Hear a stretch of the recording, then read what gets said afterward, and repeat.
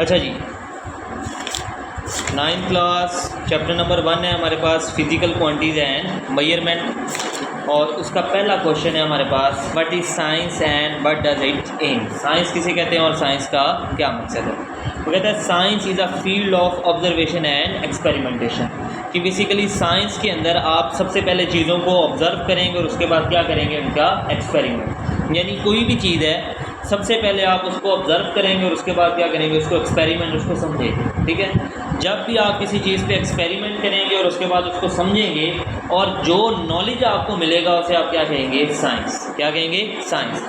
अगला क्वेश्चन है, how is our daily life connected to science. क्या आपकी जो डेली लाइफ है ये साइंस के साथ किस तरीके से कनेक्ट है। तो साइंस के बगैर आपकी ज़िंदगी का वजूद नहीं है। जैसे अभी हमने इसकी एग्जांपल दी कि आप जब सुबह उठते हैं तो ऑब्वियसली साइंस की चीज़ों से आपका जो है इंटरेक्शन शुरू हो जाता है।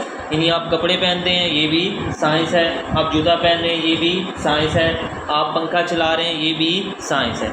यानी हमारी जो ज़िंदगी है वो सुबह से शाम तक साइंस के साथ कनेक्टेड है।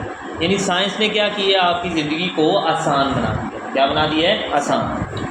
अगला क्वेश्चन आपके पास आता है, what are physical quantities and give example. Physical quantities क्या होती हैं। वो कहता है the quantities that can be measured directly और इनडायरेक्टली यूजिंग द टूल्स और इंस्ट्रूमेंट। यानी वो वाली क्वांटिटीज जिनको आप मेजर कर सकते हैं। क्या कर सकते हैं, मेजर कर सकते हैं, उन्हें आप क्या कहते हैं, फिजिकल क्वांटिटीज। और एग्जांपल हमारे पास क्या आ जाती है, लेंथ, वॉल्यूम, डेंसिटी, टाइम और टेम्परेचर।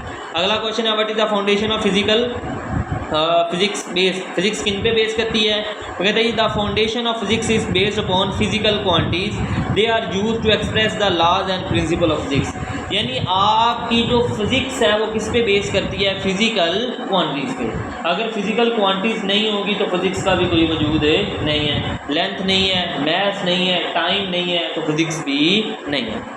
फिर अगला क्वेश्चन आपके पास आ जाता है जी, what are non physical quantities. Non physical quantities कौन सी होती है कि वो वाली क्वांटिटीज़ जिनको आप मेजर नहीं कर सकते, जिनको आप मेजर नहीं कर सकते, उन्हें आप क्या कहते हैं, नॉन फिजिकल क्वांटिटीज़। और एग्जांपल इसकी क्या आ जाती है, लव है, अफेक्शन है, विजडम है और ब्यूटी है।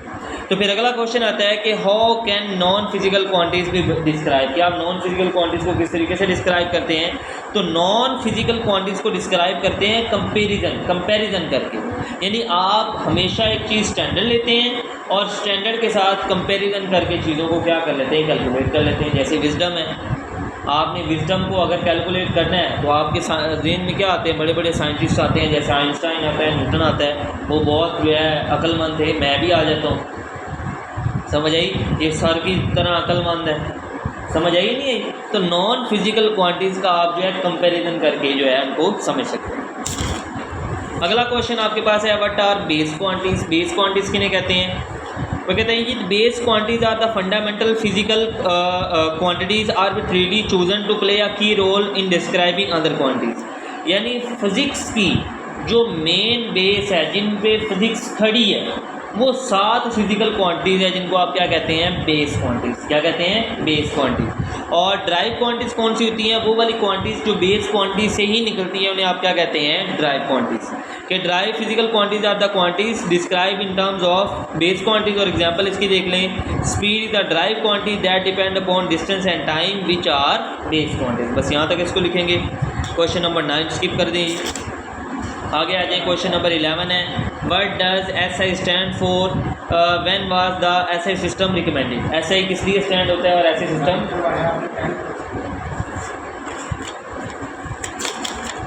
क्वेश्चन नंबर 9 करवाया। अच्छा, यहाँ पर है जी, define measurement, how many parts of measurement. अब मेजरमेंट क्या होता है, वो कहता है जी, it is the process of comparison of an unknown quantity with a widely accepted standard quantity. कि आपके पास एक स्टैंडर्ड क्वांटिटी है जो वाइडली एक्सेप्टेड है। वाइडली एक्सेप्टेड का मतलब है कि जो पूरी दुनिया के अंदर एक्सेप्टेड है, जो पूरी दुनिया के अंदर एक्सेप्टेड है। जैसे 1 किलो का बाट है, 1 किलो का बट्टा जिसे कहते हैं, अब वो पूरी दुनिया के अंदर उतना ही है, कहीं पे भी वो कम या ज़्यादा नहीं है। अब उसके साथ कंपैरिजन करेंगे, मैंने चीनी लेनी है, एक तरफ वो 1 किलो का बाट रखें, दूसरी तरफ आप शॉपर में चीनी डाल लें।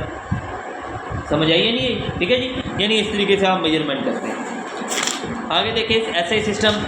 वो कहता है SI stand for international system of units of globally accepted measurement system. यानी ये पूरी दुनिया के अंदर एक्सेप्टेड है।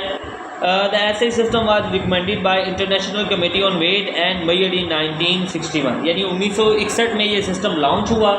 इस सिस्टम ने क्या किया कि हर चीज़ का एक स्टैंडर्ड बना दिया। क्या बना दिया? स्टैंडर्ड। जैसे मैथ है उसका भी स्टैंडर्ड बना दिया, लेंथ है उसका भी स्टैंडर्ड बना दिया, टाइम है उसका भी स्टैंडर्ड। कभी देखा है कि कोई टाइम पीस है उसमें 1 और 2 के दरमियान डिस्टेंस ज़्यादा है, या सिर्फ उसमें 12 के बजाय 10 डिजिट है, एक दिन में 12 की बजाय या 24 की बजाय किसी दुनिया में जो है सपोज कर लो कोई मुल्क है उसमें हमारा एक दिन जो है 24 घंटे का है, वहाँ पर एक दिन जो है वो 48 घंटे का। ऐसा होता है? नहीं, पूरी दुनिया के अंदर हर दिन 24 घंटे का ही होता है। और ये किसने बताया है? System international.